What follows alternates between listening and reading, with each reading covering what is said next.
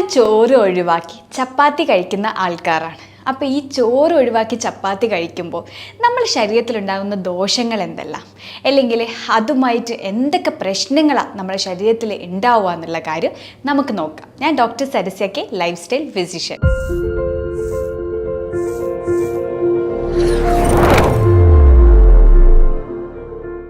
ഇപ്പോൾ ഉള്ള ആൾക്കാരൊക്കെ വെയിറ്റ് ലോസിന് നല്ല രീതിയിൽ ആഗ്രഹിക്കുന്ന ആൾക്കാരായിരിക്കും. അപ്പോൾ അവരൊക്കെ എന്ത് ചെയ്യും? ഈ ചോറ് ഒഴിവാക്കിയിട്ട് ചപ്പാത്തി കഴിക്കും.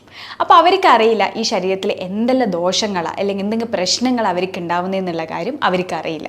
അപ്പോൾ എല്ലാവരും വിചാരിക്കും ചപ്പാത്തി നല്ലതാണ്. കാരണം നമുക്കറിയാം ചപ്പാത്തി എന്ന് വെച്ച് കഴിഞ്ഞാൽ ഡയറക്റ്റ് ഫൈബറിൽ നിന്നാണ് കിട്ടുന്നത്.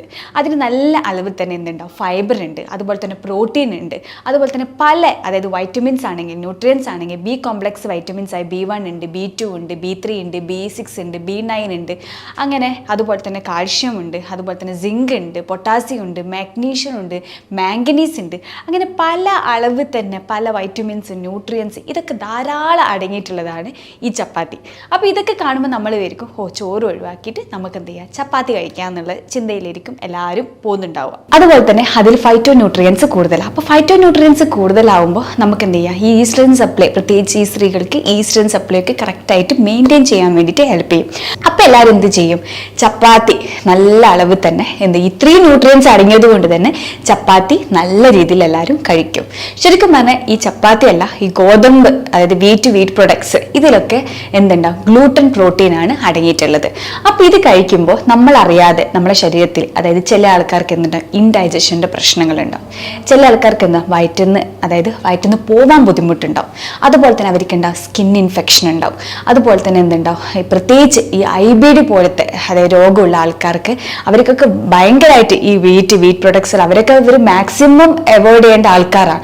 അപ്പോൾ ഇവർക്ക് എന്തുണ്ടാവും, ഈ സീലിയാക്ക് പോലത്തെ ഡിസീസുകൾ കാര്യങ്ങളൊക്കെ ഉണ്ടാവും. അത് ഓട്ടോ ഇമ്മ്യൂൺ ഡിസോർഡർ ആണ്, ഈ സ്മോൾ ഇൻഡസ്ട്രിയിലാണ് അത് കാണപ്പെടുന്നത്.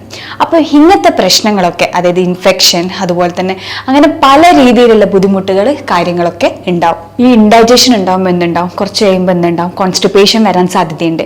അതുപോലെ തന്നെ എന്തുണ്ടാവും, ഡയറിയ ഉണ്ടാവും, അതുപോലെ തന്നെ വൊമിറ്റിംഗ് ഉണ്ടാവും. അപ്പോൾ ഈ ദഹിക്കാണ്ട് എന്തുണ്ടാവും, നല്ല അളവ് തന്നെ ഈ തികട്ടി വരും. അപ്പം ഇതൊക്കെ ഈ ചപ്പാത്തി നമ്മൾ വിചാരിക്കും ഈ ചപ്പാത്തിക്ക് ഒരു കുഴപ്പമില്ല, ഇത്രയും ന്യൂട്രിയൻസും അല്ലെങ്കിൽ ഇത്രയും വൈറ്റമിൻസും കാര്യങ്ങൾ അടങ്ങിയത് കൊണ്ട് തന്നെ നമ്മൾ ഇത് ആരും ശ്രദ്ധിക്കൂല. പക്ഷേ ഈ ഒരു പ്രശ്നങ്ങളൊക്കെ അതായത് ഇൻഡൈജഷൻ, കോൺസ്റ്റിപ്പേഷൻ, അങ്ങനെ ഇൻഫെക്ഷൻ, അപ്പോൾ ഇതൊക്കെ ഡയറിയ, അപ്പോൾ ഇതൊക്കെ ഈ ഒരു പ്രശ്നം ഈ ചപ്പാത്തി അല്ലെങ്കിൽ ഗോതമ്പുമായിട്ടുള്ള ഭക്ഷണങ്ങൾ കാര്യങ്ങളൊക്കെ കഴിക്കുമ്പോൾ നമ്മൾ ശരീരത്തിൽ ഉണ്ടാവുന്ന പ്രശ്നങ്ങളാണ്.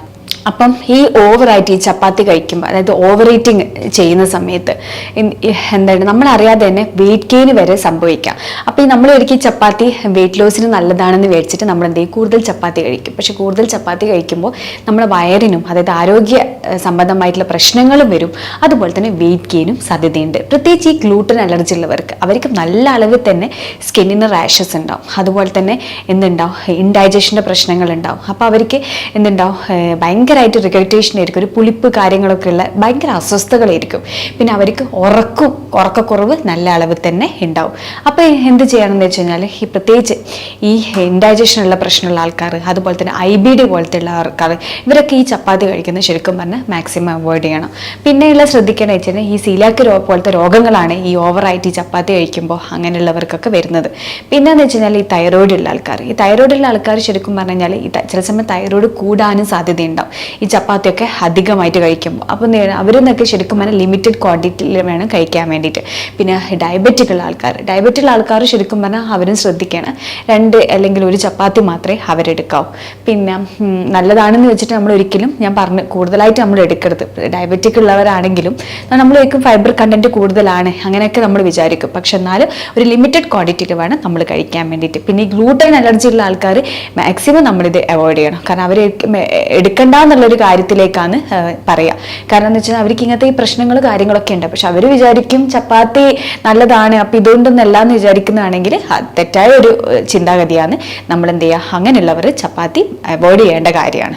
പിന്നെയെന്ന് വെച്ച് കഴിഞ്ഞാൽ പിന്നെ ശ്രദ്ധിക്കേണ്ട കാര്യം എന്ന് വെച്ച് കഴിഞ്ഞാൽ നമ്മൾ അതിന് പകരമായിട്ടുള്ള പല ഭക്ഷണങ്ങളും കാര്യങ്ങളൊക്കെ അവൈലബിളാണ്. ചപ്പാത്തി അല്ല ചോറിന് പകരം നമുക്ക് കഴിക്കാൻ പറ്റുന്ന ഭക്ഷണമുണ്ട്. ഇനി ചപ്പാത്തി ഒഴിവാക്കിയിട്ട് നമുക്ക് കുറച്ച് തവിടോട് കൂടിയിട്ടുള്ള ചോറ് കഴിക്കുകയാണെങ്കിൽ യാതൊരു പ്രശ്നവും ഇല്ല.